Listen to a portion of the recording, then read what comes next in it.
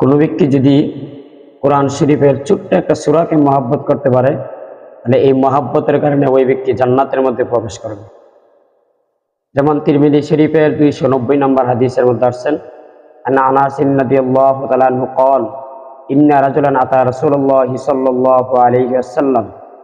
এক ব্যক্তি নবীজির কাছে আসলেন, এসে বললেন, ইয়া রাসূলুল্লাহ, ইন্নী উহিব্বু হাদিহি সূরা কুল হুয়াল্লাহু আহাদ। আল্লাহ রাসূল, আমি কুল হুয়াল্লাহ সূরাকে অধিক পরিমাণে ভালোবাসি। রাসূল সাল্লাল্লাহু আলাইহি সাল্লাম বললেন, ইন্না হুব্বাকা ইয়াহা আদখালাকাল জান্নাতা। তুমি যে এই সূরা ইখলাসকে অধিক পরিমাণে ভালোবাসো, এই ভালোবাসা তোমাকে জান্নাতের মধ্যে প্রবেশ করাবে। সুবহানাল্লাহ।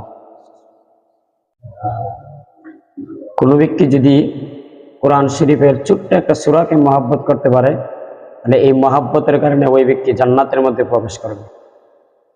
যেমন তিরমিজি শরীফের 290 নম্বর হাদিসের মধ্যে আসছেন, আনা আনাস রাদিয়াল্লাহু তাআলা আনহু قال ইন্না রাজুলান আতা রাসূলুল্লাহি সাল্লাল্লাহু আলাইহি ওয়াসাল্লাম। এক ব্যক্তি নবীজির কাছে আসলেন, এসে বললেন, ইয়া রাসূলুল্লাহ, ইন্নী উহিব্বু হাদিহি সূরা কুল হুয়াল্লাহু আহাদ। আল্লাহ রাসূল, আমি কুল হুয়াল্লাহ সূরাকে অধিক পরিমাণে ভালোবাসি। রাসূল সাল্লাল্লাহু আলাইহি সাল্লাম বললেন, ইন্না হুব্বাকা ইয়াহা আদখালাকাল জান্নাতা। তুমি যে এই সূরা ইখলাসকে অধিক পরিমাণে ভালোবাসো, এই ভালোবাসা তোমাকে জান্নাতের মধ্যে প্রবেশ করাবে। সুবহানাল্লাহ।